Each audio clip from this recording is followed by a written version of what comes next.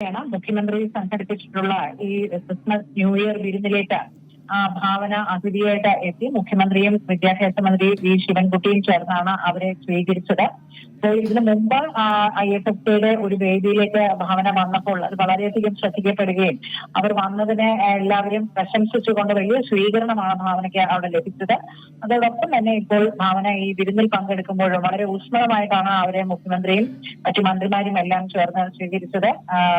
അതുപോലെ തന്നെ ഈ ചടങ്ങിൽ ഇപ്പോൾ പ്രധാനപ്പെട്ട പലരും ക്ലീമീസ് കാത്തോലിക്ക ബാവ ഉൾപ്പെടെയുള്ള മതമേലധ്യക്ഷന്മാർ, അതുപോലെ മന്ത്രിമാർ, സ്പീക്കർ തുടങ്ങിയുള്ളവരെല്ലാം തന്നെ പങ്കെടുക്കുന്നുണ്ട്. വെള്ളാപ്പള്ളി നടേശനും പ്രധാന അതിഥിയായിട്ട് ഈ ചടങ്ങിലേക്ക് എത്തി എന്നുള്ളതാണ്.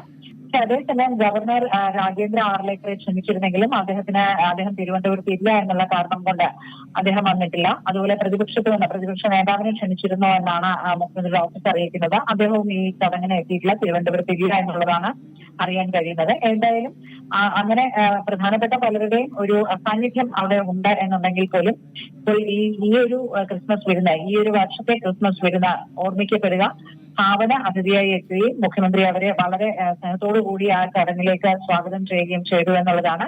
വളരെ സന്തോഷവതിയായിട്ട് ആ ചടങ്ങിൽ അവർ പങ്കെടുക്കുകയും എല്ലാവരുമായിട്ട് ആശയവിനിമയം നടത്തുകയും ചെയ്തുകൊണ്ടാണ് ഭാവന അവിടെ തുടർന്നത്.